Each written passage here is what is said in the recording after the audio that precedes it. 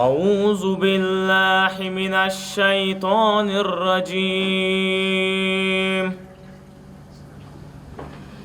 بسم اللہ الرحمن الرحیم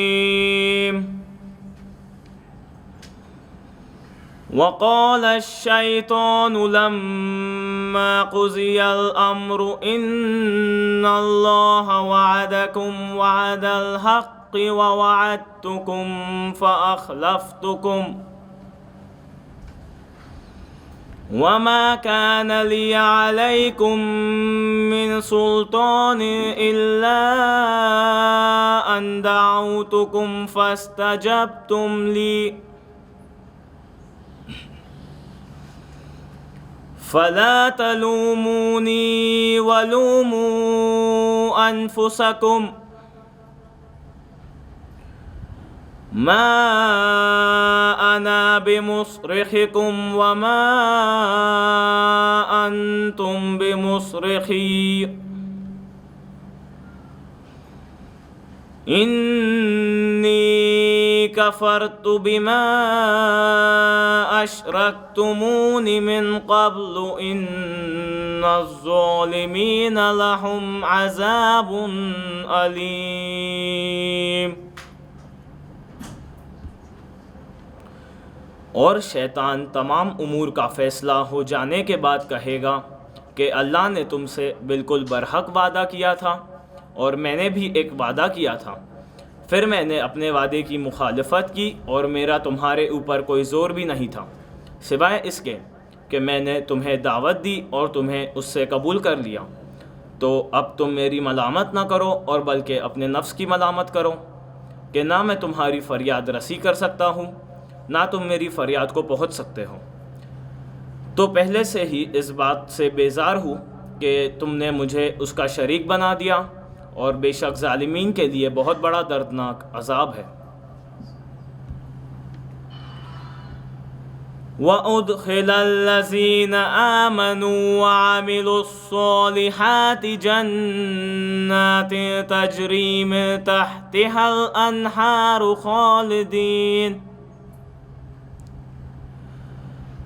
جنات تجری من تحتها الانہار خالدین فیہا بإذن ربہم تحیتہم فیہا سلام۔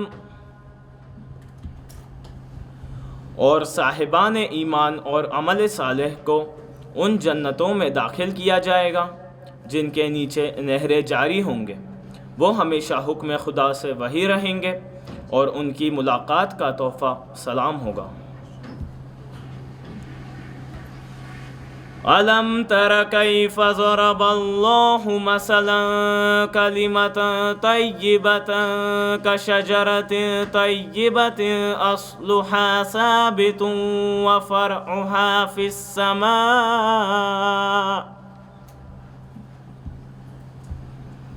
کیا تمہیں نہیں دیکھا کہ اللہ نے کسی طرح کلمہ طیبہ کی مثال شجر طیبہ سے بیان کی ہے جس کی اصل ثابت ہے اور اس کی شاخ آسمان تک پہنچی ہوئی ہے۔ تُؤْتِي أُكُلَهَا كُلَّ حِينٍ بِإِذْنِ رَبِّهَا وَيَضْرِبُ اللَّهُ الْأَمْثَالَ لِلنَّاسِ لَعَلَّهُمْ يَتَذَكَّرُونَ۔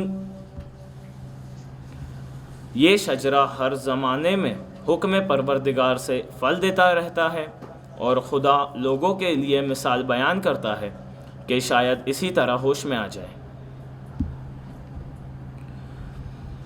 وَمَثَلُ كَلِمَةٍ خَبِيثَةٍ كَشَجَرَةٍ خَبِيثَةٍ اجْتُثَّتْ مِنْ فَوْقِ الْأَرْضِ مَا لَهَا مِنْ قَرَارٍ۔ اور کلمہ خبیثہ کی مثال اس شجرہ خبیثہ کی ہے جو زمین کے اوپر سے ہی اٹھا کے پھینک دیا جائے اور اس کی کوئی بنیاد نہ ہو۔ صدق اللہ العلی العظیم۔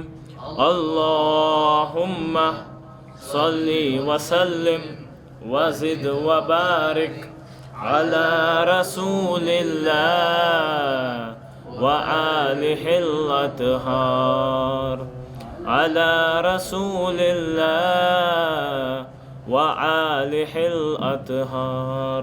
بسم اللہ الرحمن الرحیم۔ رسول خدا صلی اللہ علیہ وآلہ وسلم فرماتے ہیں الکلب خیرکم من تعلم القرآن وعلمہ، میننگ تم میں سے بہترین شخص وہ ہے جو قرآن مجید کو سیکھے اور اسے سکھائے۔ حوالہ کتاب مستدرک الوسائل جلد نمبر 4 پیج نمبر 235۔ رب اعوذ بک من ہمزات الشیاطین واعوذ بک رب ان یحضرون۔ بسم اللہ الرحمن الرحیم۔ الحمد للہ وسلام علی عبادہ الذین اصطفیٰ ولعنۃ الدائمۃ الباقیۃ علی اعدائہم اجمعین من الآن الی قیام یوم الدین۔ اما بعد فقد قال الحکیم بسم اللہ الرحمن الرحیم ولا تصعر خدک للناس ولا تمش فی الارض مرحا ان اللہ لا یحب کل مختال فخور۔ قرآن مجید سورہ لقمان کے 18 نمبر کی آیت شریفہ، جس میں ارشاد رب العزت ہو رہا ہے وَلَا تُصَعِّرْ خَدَّكَ لِلنَّاسِ، لوگوں کے سامنے اکڑ کر منہ نہ پھلا لینا، وَلَا تَمْشِ فِي الْأَرْضِ مَرْحًا، اور زمین پر غرور و گھمنڈ کے ساتھ یا اکڑ کے نہ چلنا۔ ان اللہ لا یحب کل مختال فخور، یقیناً بالتحقیق اللہ گھمنڈ کرنے والے کو پسند نہیں کرتا ہے۔ اس کے ضمن میں تکبر کے عنوان سے جس گفتگو کا آغاز ہوا تھا وہ آج اپنے دوسرے مرحلے میں۔ اس سے پہلے کی گفتگو میں ہم نے آپ کی خدمت میں عرض کیا تھا تمہیداً کہ ایک اخلاقی موضوع ہے، اور اخلاق وہ چیز ہے کہ جس سے انسان کی شخصیت بنتی ہے۔ اس کا انسان کے ایمان سے تعلق ہے، احکام سے تعلق ہے، مختلف چیزوں سے تعلق ہے۔ جتنا انسان کا اخلاق اچھا ہوتا ہے اتنی ہی اس کی شخصیت بڑی مانی جاتی ہے۔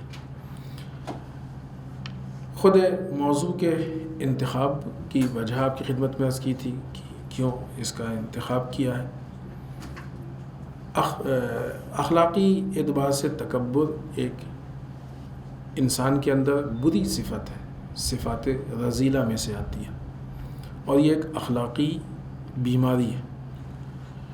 انبیاء کی داستان میں اس کا ذکر ملتا ہے کہ کس طریقے سے تکبر کرنے والے سامنے آئے اور کس طریقے سے ان کے سامنے انبیاء نے اپنے اخلاق کو پیش کیا۔ پھر اس کا ہم نے اس کی تعریف پیش کی تھی کہ جو رسول اللہ صلی اللہ علیہ وآلہ وسلم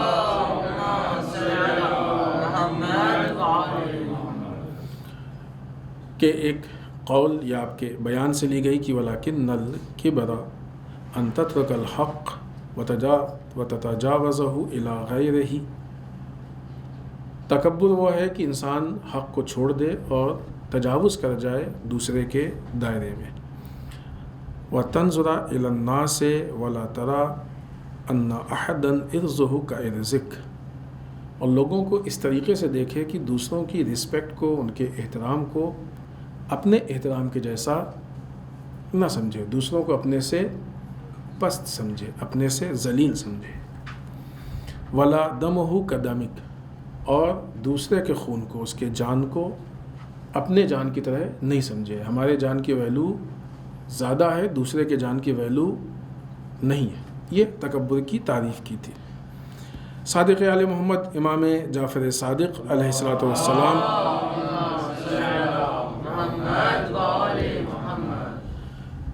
نے بھی یہ ارشاد فرمایا کہ جو شخص یہ محسوس کرے کہ وہ دوسروں پہ برتری رکھتا ہے، دوسروں سے اپنے آپ کو افضل سمجھتا ہے، تو وہ مستکبرین میں سے، تکبر کرنے والوں میں سے۔ پھر ہم نے ایک چھوٹا سا ایک روایت آپ کی خدمت میں پیش کی تھی کہ جناب حفص بن غیاث امام کے سامنے آئے اور آنے کے بعد اس طرح سے پیش کیا کہ ہم اپنے نیک اعمال کو دیکھتے ہیں اور دوسروں کے گناہوں کو دیکھتے ہیں، تو آیا پھر یہ جو کیفیت پیدا ہوتی ہے اس کے متعلق آپ کیا فرماتے ہیں؟ تو امام نے کہا کہ کبھی بھی دوسروں کو گناہوں کی بنیاد پہ پست مت سمجھو کہ ہم نیکی کر رہے ہیں، دوسرے گناہ کر رہے ہیں، پست ہے، کیونکہ ہو سکتا ہے کہ وہ اپنے گناہ کا توبہ کر لیں، استغفار کر لیں، ان کا وہ گناہ تو ختم ہو جائے گا، لیکن تمہارا تکبر جو تم نے کیا ہے وہ باقی رہ جائے گا، جو تمہارے لیے نقصان دہ ہے۔ اور بھی مثال دی کہ تم نے فرعون کے جادوگروں کو نہیں دیکھا، ظاہر ہے وہ گنہگار تھے، لیکن انہوں نے استغفار کیا، ان کا گناہ معاف ہو گیا۔ اب جن لوگوں نے ان جادوگروں کے مقابلے میں اپنے آپ کو بڑا سمجھا، تکبر کیا، ان کو پست سمجھا، ذلیل سمجھا، تو وہ گناہ تو ختم ہو گیا، لیکن اس گناہ کی بنیاد پہ جو غلط کام ہوا وہ باقی رہ گیا۔ لہذا کبھی بھی کسی اس چیز کی بنیاد پہ، البتہ یہاں پہ یہاں تک ہماری گفتگو ہوئی تھی، اور اس کے بعد ہم نے تکبر کی جو نشانیاں ہیں اس پہ بات شروع کی تھی، اور سب سے پہلی نشانی پہ بات ہوئی تھی اور وہیں پہ بات ختم ہو گئی تھی۔ وہ پہلی نشانی یہ کہ جو لوگ جن کے ہاں تکبر ہوتا ہے وہ عموماً سلام میں پہل نہیں کرتے ہیں، بلکہ وہ انتظار کرتے ہیں کہ سامنے والا ہم کو سلام کرے، کیونکہ ایک مزاج ہوتا ہے جب انسان اپنے آپ کو بڑا سمجھتا ہے تو اس کو ایسا لگتا ہے کہ ہم بڑے ہیں، سب لوگ آ کے سلام کریں، اور اس طرح کی باتیں بھی مشہور تھیں، کہیں بھی جاتی تھیں۔ اب الحمدللہ ابھی یہ کلچر اتنا نہیں باقی ہے کہ مثلا فلاں صاحب تو ہمارے یہاں صبح شام سلام کرنے کے لیے آتے تھے، وہ آج کیا بات کرتے ہیں؟ تو ایک یہ تکبرانہ وہ تھا کہ مثلا وہ اتنے پست تھے کہ جو ہمارے یہاں آتے تھے سلام کرنے کے لیے۔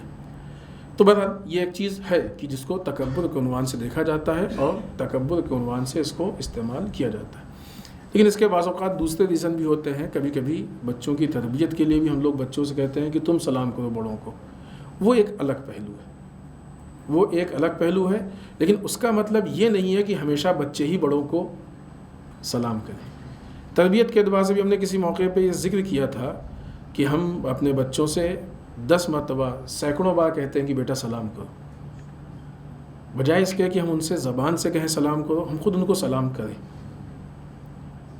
تو ہم کو کہنے کی ضرورت نہیں پڑے گی۔ بہت سی چیزیں ایسی ہوتی ہیں، ہماری تربیت کے موضوع پہ ہماری گفتگو نہیں ہے، تربیت ایک الگ موضوع ہے، تربیت اولاد یا بچوں کی تربیت، نوجوانوں کی تربیت، جوانوں کی تربیت، اپنے ذات کی تربیت کی سب کو ضرورت ہے، ہم سب کو تربیت کی ضرورت ہے۔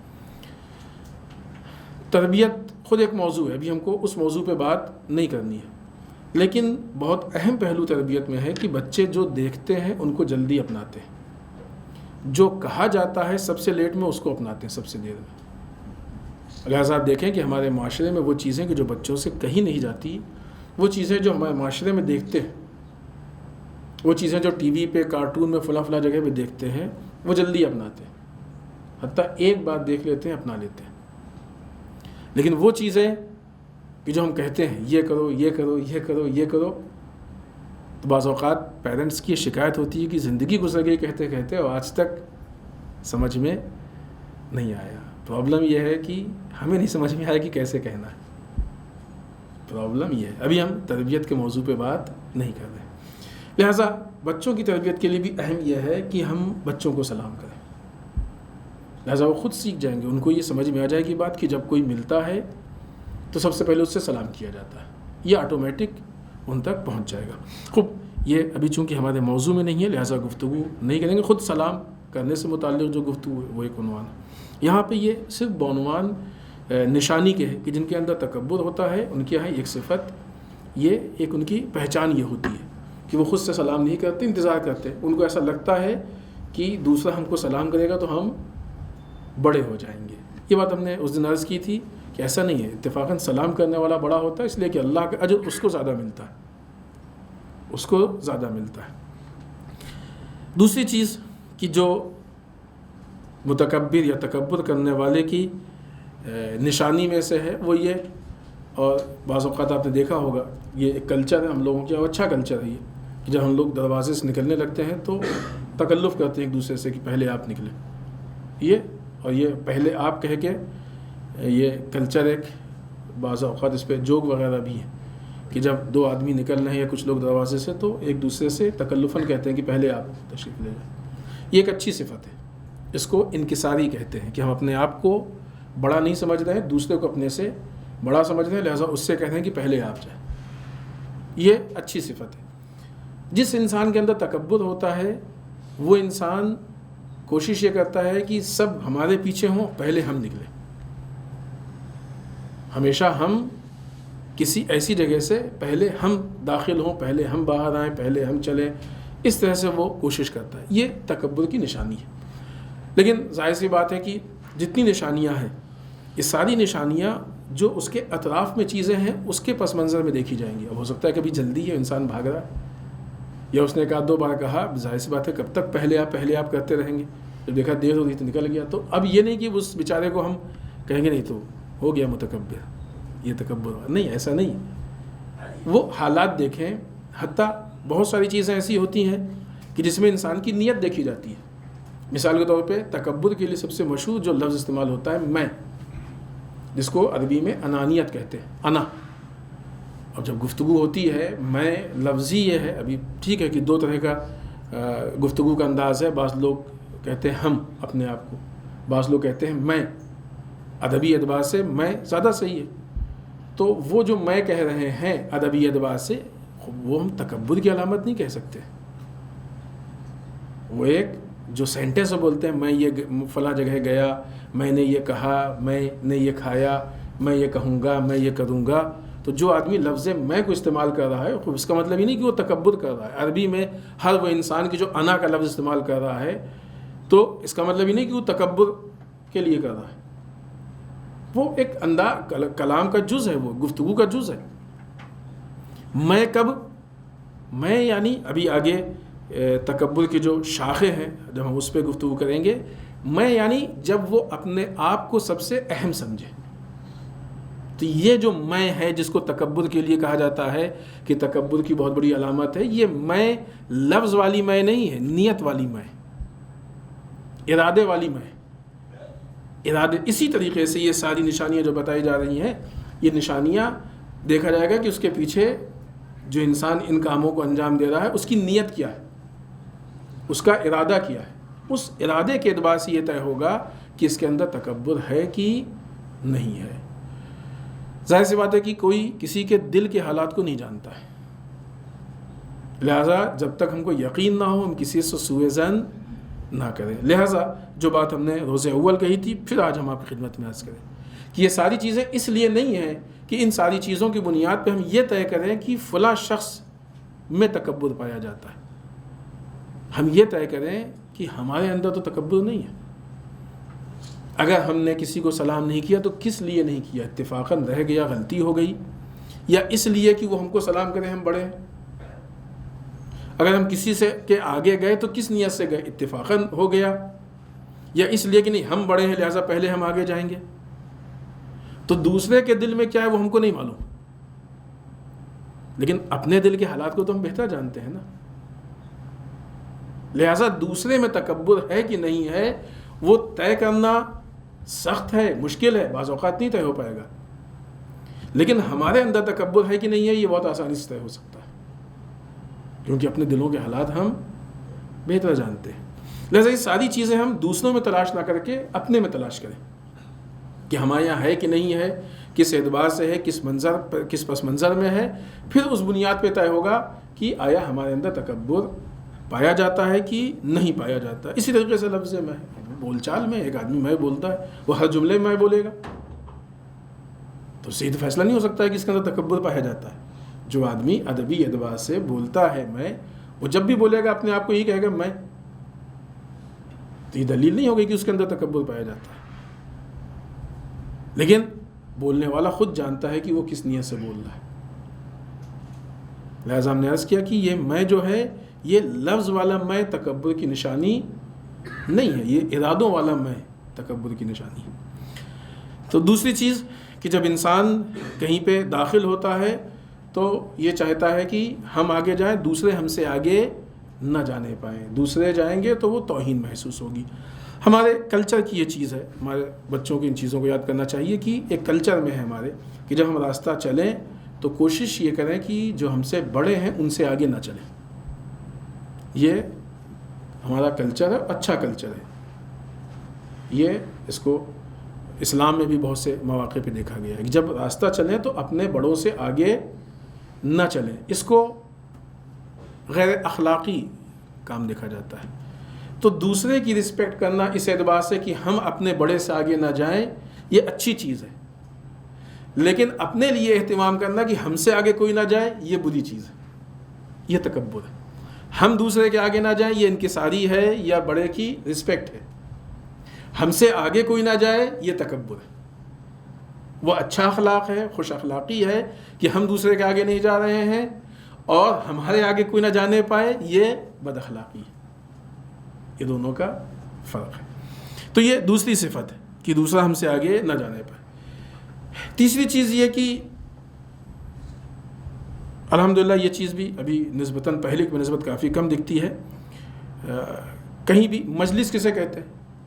جہاں پہ لوگ بیٹھے، مجلس جہاں پہ لوگ بیٹھے مجلس کہتے ہیں۔ یہ بھی مجلس ہے، ہم لوگ عام طور سے کہیں لیکچر، یہ بھی مجلس ہے۔ جس میں مصائب ہو وہ بھی مجلس ہے، مصائب نہ ہو وہ بھی، جہاں پہ بھی لوگ بیٹھ جائیں اسے مجلس کہتے ہیں۔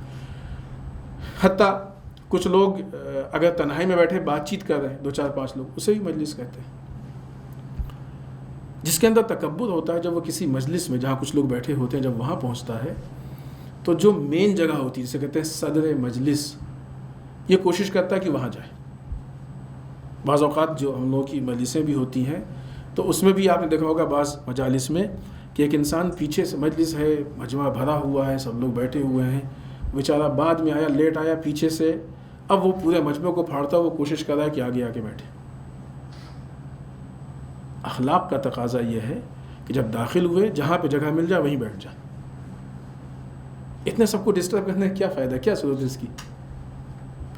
لیکن تکبر جس کے اندر ہوتا ہے تو سوچتا ہے کہ جہاں یہیں پہ ہم بیٹھ جائیں، یہ جگہ ہماری شاہ نشان نہیں ہے۔ تکبر کا مطلب یہ نہیں اپنے کو بڑا سمجھ رہا ہے، ہم بڑے ہیں تو جا کے ہم مین جگہ پہ بیٹھے۔ ہم نے ایک چیز روز اول عرض کی تھی کہ انسان ایکسٹرنل چیزوں سے بڑا نہیں ہوتا ہے، انٹرنل چیزوں سے بڑا ہوتا ہے۔ جگہ کی بنیاد پہ کوئی نہیں بڑا ہو جاتا ہے۔ مولانا یہاں بیٹھے ہیں تب بھی اتنے ہی بڑے مولانا ہیں، کہیں اور جا کے بیٹھ جائیں گے تب بھی اتنے ہی بڑے مولانا رہیں گے۔ علم کم ہو جائے گا، تقویٰ کم ہو جائے گا، ایسے ہی رہیں گے۔ اور کسی بھی دوسرے بچے کو لا کے آپ بیٹھا دیجئے تو یہاں بیٹھ کے عالم نہیں ہو جائے گا وہ۔ تو ایکسٹرنل چیزوں سے، جگہوں سے کوئی نہیں بڑا ہوتا ہے، چھوٹا ہوتا ہے، جو آدمی کے اندر صلاحیت۔ ہاں، انسان کا تصور، تھوڑا سا سوچ کا انداز بدل جائے، اگر وہ انسان واقعی بڑا ہے تو جس جگہ پہ بیٹھ جائے گا وہی بڑی ہو جائے گی، اسی کو لوگ رسپیکٹ کی نگاہ سے دیکھیں گے، جسے کہتے ہیں اصطلاح میں صدر مجلس۔ صدر مجلس کا لفظی معنی کیا ہے؟ مجلس کا سینہ، سینہ یعنی مین جگہ۔ تو اب وہ کوشش کرتا ہے کہ مین جگہ پہ آ کے بیٹھے۔ اگر واقعی بڑا ہے، جہاں بیٹھ جائے گا وہی صدر مجلس ہو جائے گا، وہی صدر ہے۔ بعض اوقات ہم لوگ بھی جو ہے وہ رسپیکٹ کرتے ہیں جب کسی بزرگ کو دیکھتے ہیں، عالم کو دیکھتے ہیں تشریف لائے ہیں، ٹھیک ہے، وہ رسپیکٹ ہونی چاہیے، یہ دوسرے کا کام ہے، یہ خود کا کام نہیں ہے کہ مثلا جب داخل ہو تو ہم خود سب کو پھاڑ اڑ کے جائیں، نہیں ہم کو وہیں جا کے بیٹھنا ہے، یہ غلط ہے۔ دوسرے کا کہہ رہے ہیں تو پھر وہ ایک الگ نوعیت ہے، اس میں بھی کس حد تک کہے اور کیا کہے وہ ایک الگ مسئلہ ہے۔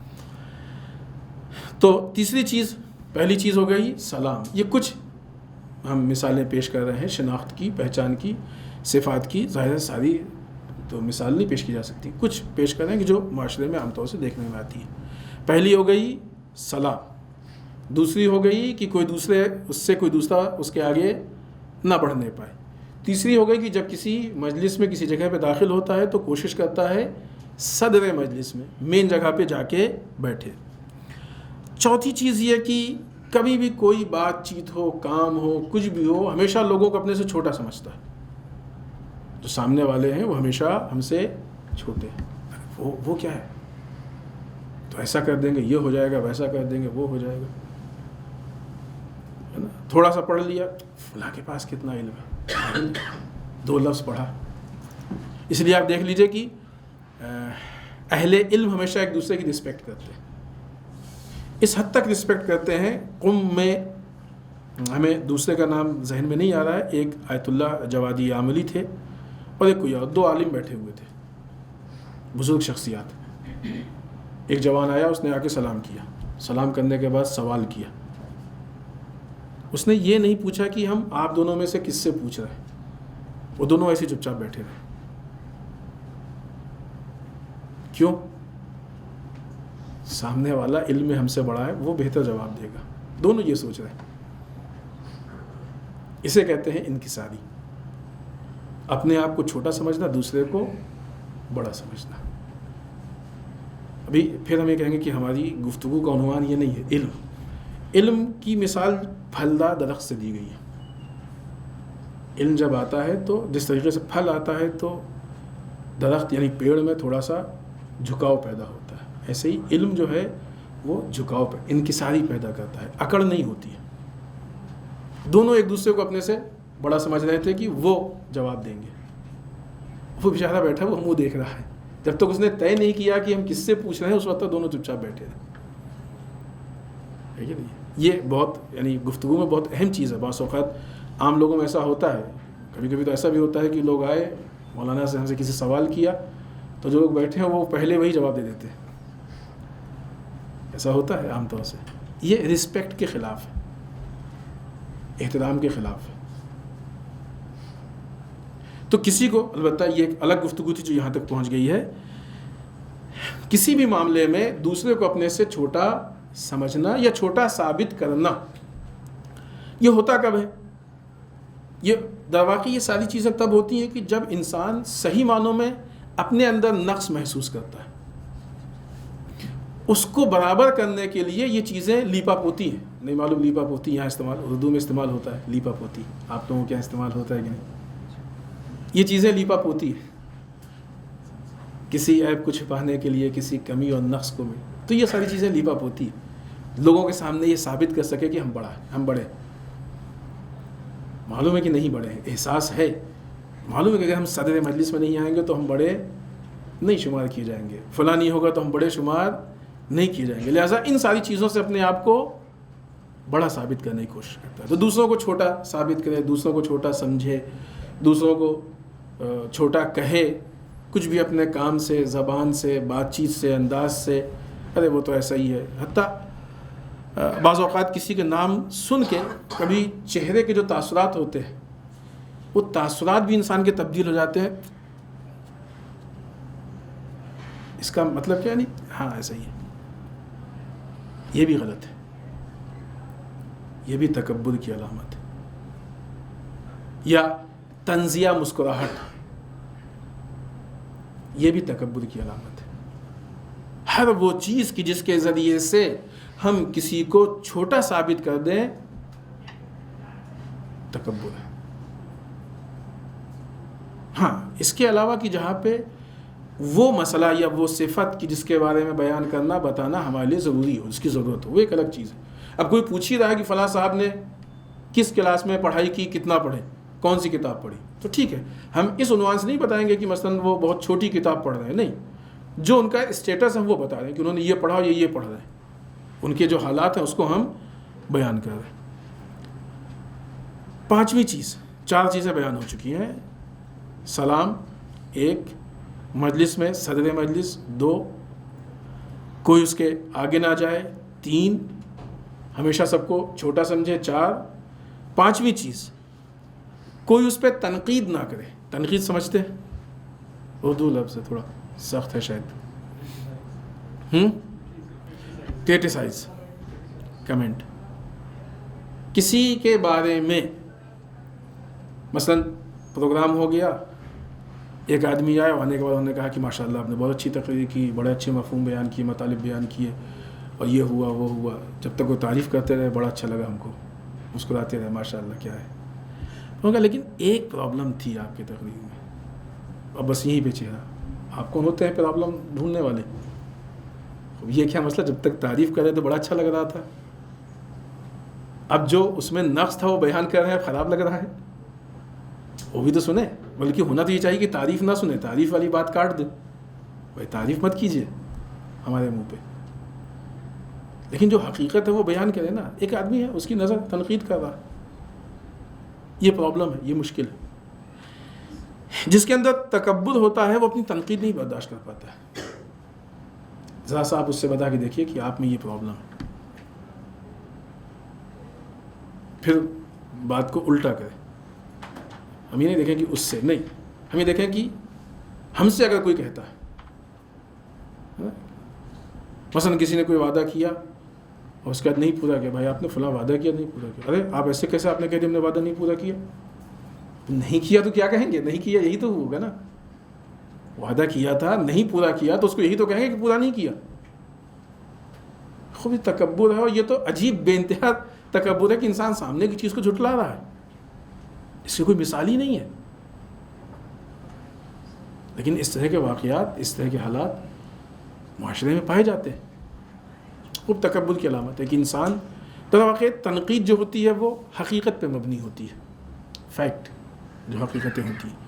انسان اپنے سے متعلق حقیقتوں کو برداشت نہیں کر پاتا ہے، حقیقت کو سن نہیں، اس کے اندر یہ طاقت نہیں ہوتی ہے. کیوں نہیں ہوتی ہے؟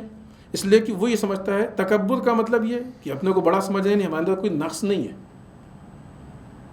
تبھی تو دوسرا اگر ہم کو نقص بتائے گا تو ایسا کیسے کہہ دیا آپ نے، ہم تو ایک دم کمپلیٹ ہے، کامل، ہو ہی نہیں سکتا ہے. یہ معصوم ہیں کہ جن کے یہاں کوئی نقص نہیں ہے، اور جب معصوم پہ بھی آ کے عوام کہتی تھی کہ آپ میں یہ پرابلم ہے تو سنتے تھے. معصوم سے بھی لوگ آ کے کہتے تو سنتے تھے، اگرچہ وہ کہنے والے غلط کہتے تھے، طنز کرتے تھے، جھوٹ بولتے تھے، پریشان کرتے تھے، اذیت کرتے تھے، لیکن سنتے تھے، لیکن سنتے تھے. وہ ہوتا ہے ضروری نہیں کہ جو آدمی تنقید کر رہا ہے اس کی نگاہ میں جو بات ہے وہ واقعاً صحیح ہو، ممکن ہے کہ وہ صحیح نہیں ہو، لیکن حد اقل اتنا تو حوصلہ ہونا چاہیے. دیکھیں اس کا بھی اسلام کے، یہ بار بار ہم بات عرض کرتے ہیں، ہمارے نوجوانوں کے ذہنوں میں یہ بات نقش ہونی چاہیے کہ اسلام کے نظام میں کوئی نقصان نہیں، ہمیشہ فائدہ ہے، ہمیشہ فائدہ ہے. پھر ہم اپنی ہی مثال دیں کہ کسی کو کیوں بری لگے. اگر ہر آدمی آ کے ہم سے یہ بات، خوب ایسا تو نہیں کہ ہم جو بول رہے ہیں آدھا گھنٹہ 1 گھنٹہ بولیں گے تو اس میں کوئی نقص ہی نہیں ہے، کوئی عیب ہی نہیں ہے، یہ تو نہیں ہے نا.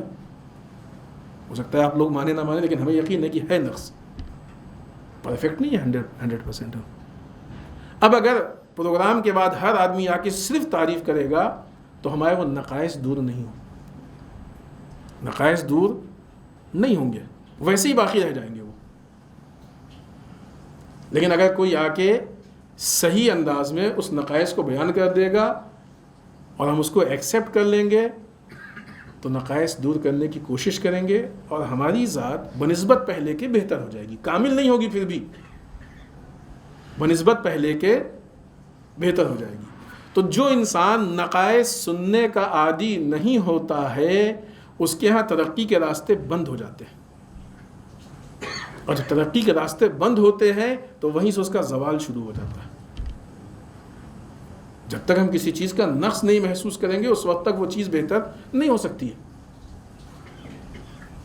جو انسان نقائص سننے کا عادی نہیں ہوتا ہے وہ زوال کی طرف جاتا ہے، اور جو انسان نقائص سننے کا عادی ہوتا ہے، ہو سکتا ہے اور ممکن ہے کہ مثلا اس کے چکر میں بہت سی فالتو چیزیں بھی سننی پڑیں، لیکن سننا چاہیے.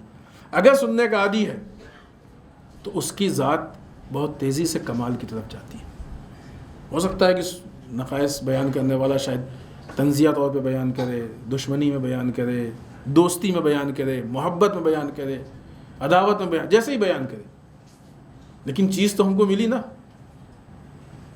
ایک چیز تو ہم کو ملی نا. بعض لوگوں کے لیے جو بعض سوشل شخصیات ہیں ان کے لیے مشہور ہے کہ جب وہ مثلا جاتے تھے اپنی بات کو رکھ کے لوگوں سے چندہ مانگتے تھے تو لوگ ان کو جوتے سے اور فلاں چیزوں سے مارتے تھے، تو وہ ساری چیزوں کو جمع کر کے لے جا کے بیچ لیتے تھے اور اس پیسے کو اپنے اس پروجیکٹ میں لگا لیتے تھے.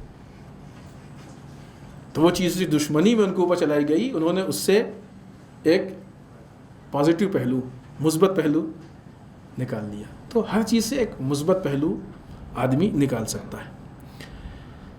تو جو آدمی تکبر جس کے اندر ہوتا ہے وہ تنقید کو برداشت نہیں کر سکتا ہے.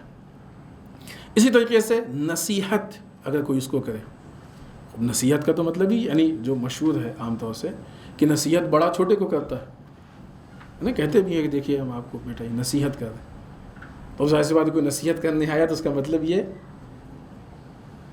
کہ وہ ہم سے بڑا ہو گیا، اور ہم تو کسی کو بڑا ایسا ہے نہیں ہے، صرف مثال دے رہے ہیں ایسے تکبر والے بڑا نہیں سمجھتے، تو کیسے نصیحت کسی سے قبول کر لیں. یہاں پہ بھی وہی مسئلہ ہے سیم تنقید والا. اگر نصیحت لینا بند کر دیں گے تو ترقی کے راستے رک جائیں گے. اور یہ غلط فہمی ہے کہ نصیحت سے بڑا کرتا ہے، نہیں، ہمارے بچے بھی نصیحت کر سکتے ہیں. ایک چیز ان کو معلوم ہے، ہم سے بہتر معلوم ہے، آ کے نصیحت کر لیں، کیا کوئی مشکل نہیں، سننے میں کوئی پرابلم نہیں، ہو سکتی ہے نصیحت سننے میں کوئی پرابلم نہیں. ایسا نہیں ہے کہ ہمیشہ جو ہے وہ آدمی کی جو نہیں، اس چیز میں جس چیز میں ہم کو نصیحت کر رہے ہیں، یا ان کی توجہ زیادہ ہے، یا ان کا علم زیادہ ہے، یا ان کی اس مسئلے میں مہارت ہے، کچھ بھی ہے، ظاہر ہے کوئی تو پوائنٹ ہوگا تبھی نصیحت کر رہے ہیں، بغیر اس کے تو ذہن میں ہی نہیں آئے گی وہ چیز، تو اس کو قبول کر لینا چاہیے. تو جس طریقے سے اب نصیحت پہ تفصیلی گفتگو نہیں کریں کیونکہ تقریباً بہت ساری چیزیں وہی ہیں کہ جو تنقید سے متعلق ہے. اگلی چیز یہ کہ وہ یہ سمجھتا ہے کہ ایک چیز ہوتی ہے حریم، یعنی ہمارا اپنا ایک دائرہ ہے، اپنی ایک زندگی ہے، پرائیویسی ہے، فلاں ہے، فلاں ساری چیزیں ہیں، اس کو کوئی دوسرا نہ توڑے، اور دوسرے کے اسی دائرے کو ہم توڑ سکتے ہیں، دوسرے کے اسی دائرے کو ہم توڑ سکتے ہیں، جو بھی جس کے حساب سے. مثال کے طور پہ ہم آپ کو رات کو 12 بجے فون کریں کوئی بات نہیں، لیکن آپ اگر فون کریں گے تو ناراض ہو جائیں گے، کوئی ٹائم ہے فون کرنے کا، ایسا کیسے ہوتا ہے. مثال دی ہم نے کونوں نے مثال، لیکن بامبے میں تو لوگ عام طور سے کر لیتے ہیں 12 بجے فون ہے. تو اس طرح سے وہ چیز کی جو اپنے لیے ہم یہ سمجھتے ہیں کہ نہیں یہ ہمارا حریم ہے، یہ ہمارا دائرہ ہے، اس کو کوئی دوسرا نہ، تو یعنی اپنے لیے ہم نے ایک الگ امتیاز دے دیا ہے لوگوں سے الگ. ہمارے حقوق بنسبت دوسروں کے زیادہ ہیں، ہم یہ کر سکتے ہیں آپ یہ نہیں کر سکتے، ہم یہ کر سکتے ہیں آپ یہ نہیں کر سکتے، یہ ہم کو یہ امتیاز حاصل ہے. کیوں؟ کس بنیاد پہ یہ امتیاز حاصل ہے؟ یہ تکبر کی علامت ہے کہ جہاں پہ انسان اپنے لیے ایک خاص امتیاز کا قائل ہو جائے. وہ یہ چاہتے ہیں، پسند کرتے ہیں کہ ہمیشہ لوگ ان کے سامنے رسپیکٹ کے ساتھ رہیں. مثلا جب بیٹھتے ہیں لوگ تو طریقہ یہ ہوتا ہے کہ جو لوگ چھوٹے ہوتے ہیں بڑوں کے سامنے نسبتاً زیادہ رسپیکٹ سے بیٹھتے ہیں، تھوڑا ہاتھ پیر بدن کو سمیٹے ہوئے، اور جو لوگ تھوڑا بڑے ہوتے ہیں وہ فری ہو کے بیٹھتے ہیں. ٹھیک ہے، ایک فاصلہ ہوتا ہے، اور فاصلے کی بنیاد پہ یہ چیز تہذیب میں ہے اور صحیح ہے کافی حد تک، کہ مثلا باپ بیٹے کا فرق ہے، بڑے بھائی چھوٹے بھائی کا فرق ہے، خاندان میں بڑے چھوٹے لوگوں کا فرق ہے، وہ اپنی جگہ پہ صحیح ہے. لیکن عام طور سے جو لوگ ہوتے ہیں عام اس میں وہاں پہ سب برابر ہے. وہاں پہ ہم اس بات کے قائل نہیں ہو سکتے ہیں کہ مثلا ایک آدمی یہ سوچے کہ ہم ایک دم فری ہو کے آرام سے پیر پھیلا کے بھی بیٹھ جائیں اور دوسرا ہمارے سامنے رسپیکٹ سے بیٹھے، یا کھڑے ہوں تو مثلا ہم تو ایک دم آرام سے فری ہو کے کھڑے ہوں، دوسرا ہمارے سامنے جھک کے بہت ہی رسپیکٹ سے احترام سے کھڑا ہو. تو دوسروں کے اس باڈی لینگویج یا اس رویے کا ان کو انتظار ہوتا ہے، جبکہ اپنے لیے وہ آزاد ہوتے ہیں. ہمیشہ ان کو یہ امید ہوتی ہے کہ لوگ ان کے عظمت، ان کی تعریف، ان کے بڑپن کی بات کریں. کیا کہنا فلاں صاحب ماشاءاللہ بہت اچھے ہیں، یہ ہے وہ ہے، تعریفیں. تعریف پسند کرنا، تعریف چاہنا، یہ ایک بہت بڑا عیب ہے، یہ خود ایک بیماری ہے. اگر انسان تعریف پسند کرے اور تعریف چاہے تو یہ خود ایک عیب ہے، یہ ایک بہت بڑی بیماری ہے کہ جو بہت ساری بیماریوں کو جنم دیتی ہے. یہ بعض چیزیں ہم نے بعنوان مثال نشانی بیان کی تکبر کی. ایسا نہیں کہ اتنی ہی نشانیاں، اس کے علاوہ بھی نشانیاں ہیں جس سے آدمی یہ سمجھ میں آتا ہے کہ تکبر اصل مفہوم جب ذہن میں آئے گا تو پھر باقی اور نشانیاں بھی ذہن میں آئیں گی. ان نشانیوں کا مطلب یہ نہیں ہے کہ یہ ساری کی ساری نشانیاں کسی میں پائی جائیں. ہو سکتا ہے کہ کسی میں ان میں سے کچھ نشانیاں پائی جائیں، کسی میں ایک آدھ، کسی میں دو چار، خدا نہ کرے کہ شاید کسی میں ساری نشانیاں پائی جائیں، کیونکہ یہ بیماری ایسی ہے کہ جو تیزی سے بڑھتی ہے اور انسان اس اعتبار سے اندھا ہوتا جاتا ہے، اس جہت سے، اس اعتبار سے۔ ویسے اس کو دکھتا ہے، سب کچھ دکھتا ہے، یعنی وہ آدمی دکھے گا کہ جس سے وہ رسپیکٹ کروانا چاہتا ہے، اس کی رسپیکٹ نہیں دکھے گی، تو اندھا ہوا نا اس اعتبار سے، تو وہ اس اعتبار سے اندھا ہوتا جاتا ہے۔ یہاں پہ آئیے ہم پھر ایک حدیث مولا کائنات حضرت علی بن ابی طالب علیہ السلام کہ آپ کی خدمت میں پیش کروں۔ یہ حدیث بھی اسی اعتبار سے ہے کہ ہم انسان کی نیت اور ارادے کے بیس پہ، بہت عجیب اور سخت الفاظ ہیں۔ من اراد ان ینظر الی رجل من اہل النار، جو یہ چاہتا ہے کسی جہنمی انسان کو دیکھے، ہے نا سخت بھی، جس انسان کو بتایا جائے کہ ایسا ہوگا تو یہ سخت ہے نا۔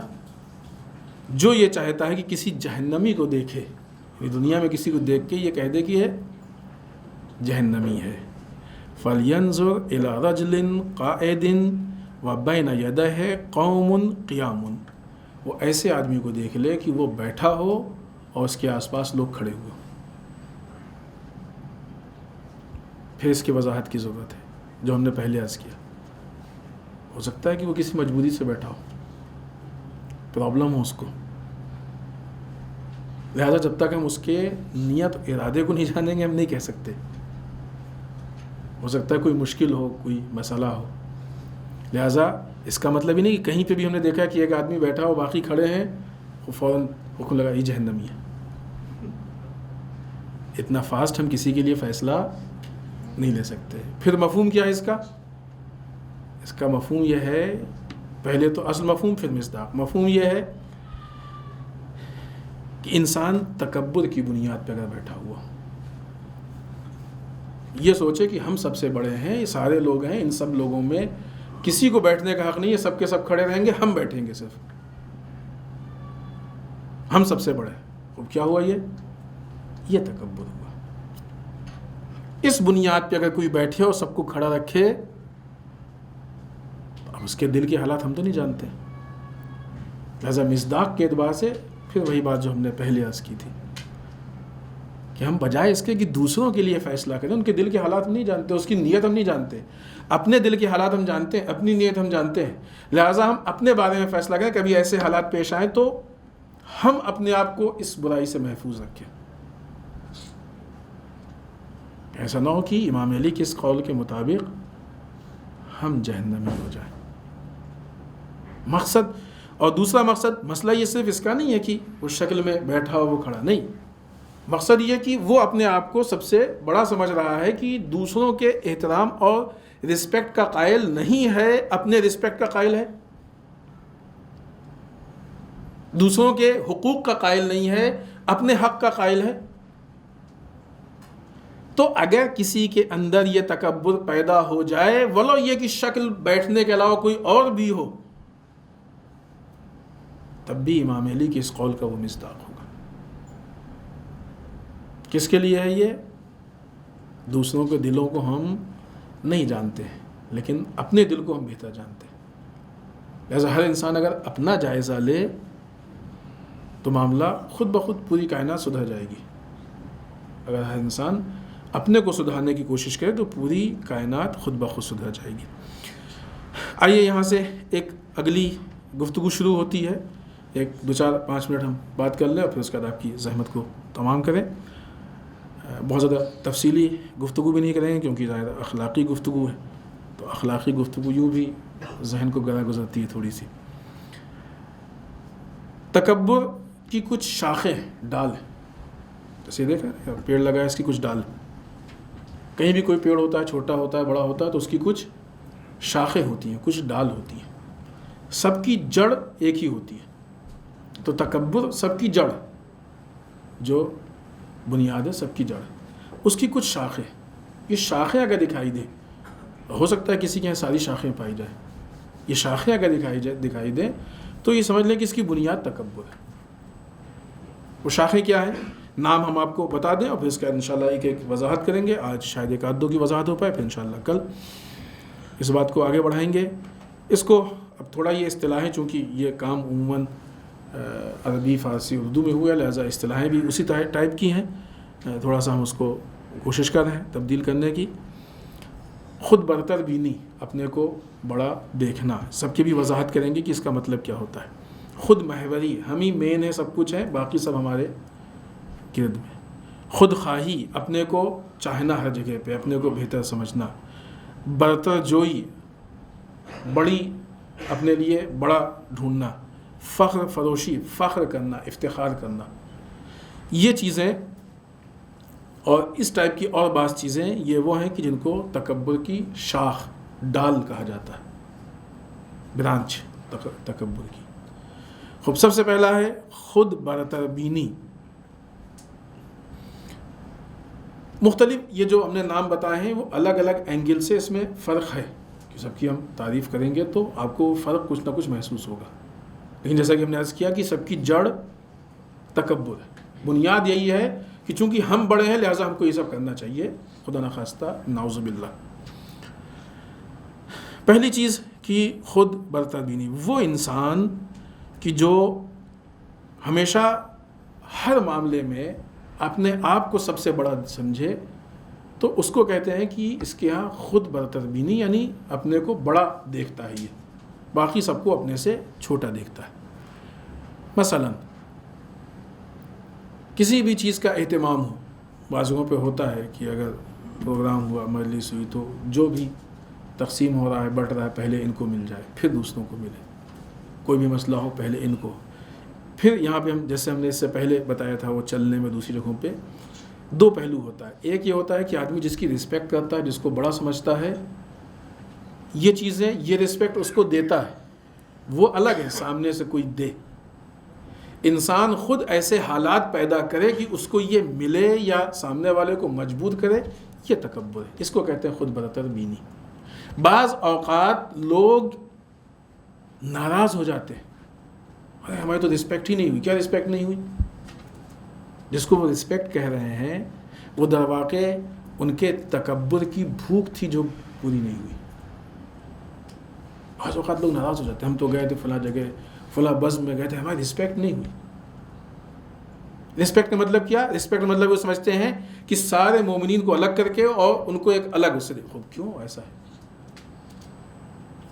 در واقع جہاں پہ ایک طرف کسی آدمی کو باقی سے بڑا سمجھنا، یہ اس کو زیادہ رسپیکٹ دینا ہے، جس کا حق بھی نہیں ہے بلا وجہ کسی کو رسپیکٹ زیادہ، تو وہاں دوسرے مومنین کی توہین نہیں ہے، اس کا حق نہیں کسی کو۔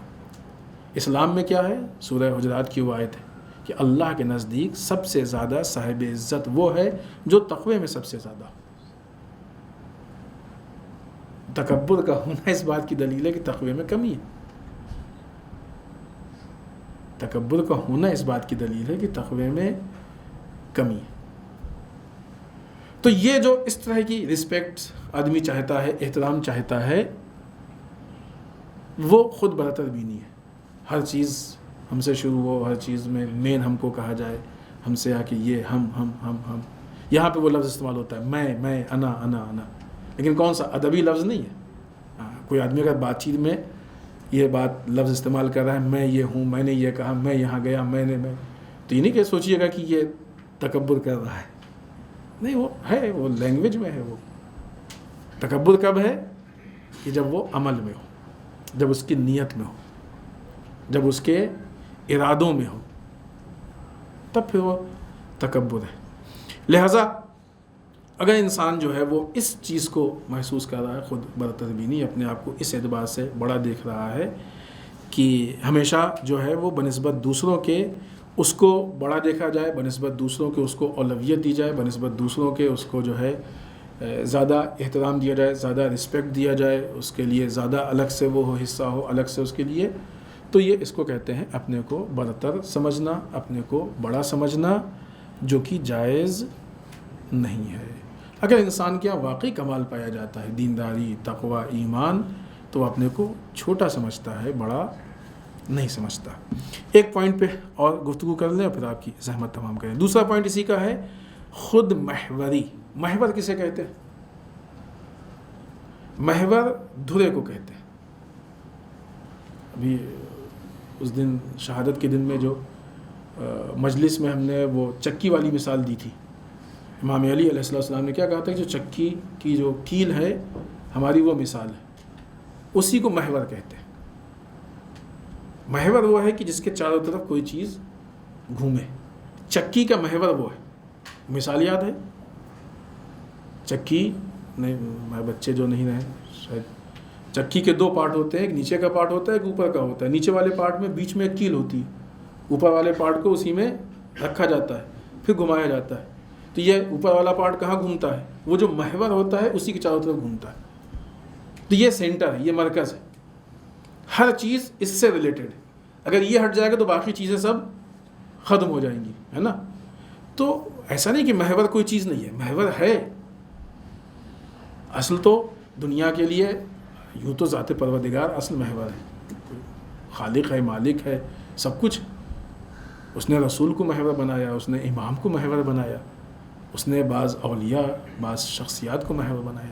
تو محور ہے وہ ذوات کی جن کے چاروں طرف ان کے صفات اور ان کے عہدے اور منصب کے اعتبار سے ان کے چاروں طرف ساری چیزیں ہوں, وہ محور ہے. وہ صلاحیت کی بنیاد پہ ہونا چاہیے, اس میں کوئی مشکل نہیں ہے. لیکن بعض اوقات کی جو لوگ مثلا صلاحیت نہیں ہوتی ہے, حالات نہیں ہے, لیکن وہ ایسا یہ چاہتے ہیں کہ ہم محور بن جائیں اور ساری چیزیں ہمارے ارد گرد ہوں.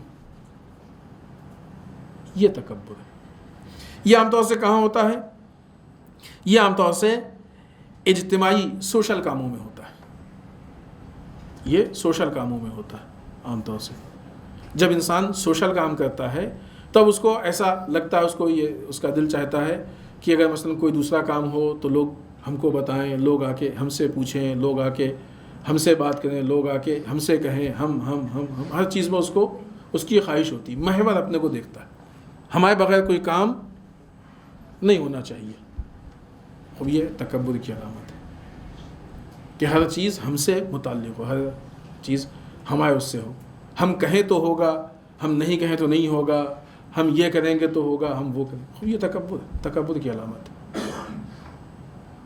تکبر کی شاخ ہے, اس کی جو اصل جڑ ہے وہ تکبر ہے. کیا کہتے ہیں اس کو؟ خود محوری, اپنے آپ کو محور سمجھنا یا بنا لینا. محور بنانا صحیح معنوں میں نہیں, صحیح معنوں میں محور بنانا بہت اچھی چیز ہے. انسان کے اندر وہ صفات پیدا ہو جائیں.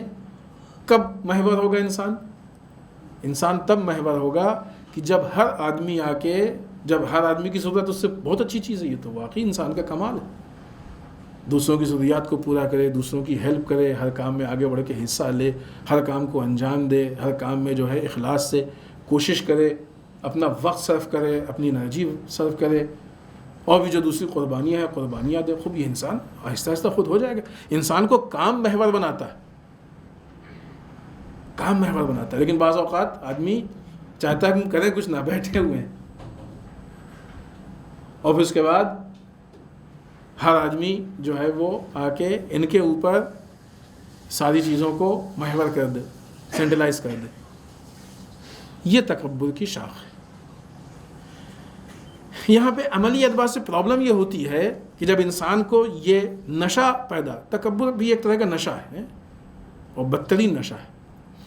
جب انسان کو یہ نشہ پیدا ہو جاتا ہے خود محوری کا, تو انسان ان چیزوں میں بھی ٹانگ اڑا دیتا ہے کہ جس کے بارے میں اس کو معلوم ہی نہیں ہوتا ہے, چونکہ اس کو عادت ہوتی ہے کہ ہر چیز ہمارے اوپر آ کے سینٹرلائز ہونی چاہیے. لہذا جس چیز کے بارے میں, جن چیزوں کے بارے میں, جن علوم کے بارے میں, جن فنون کے بارے میں اس کو معلوم ہی نہیں ہوتا ہے, چاہتا ہے وہ بھی وہی طے کرے, پھر اس کے نتائج خراب ہونے لگتے ہیں. کیونکہ یہ تو اس کا محور تھا ہی نہیں. جس طریقے سے چکی کا محور ہے, اسی طریقے سے سائیکل کا پہیہ چلتا ہے, اس کا بھی محور ہوتا ہے نا.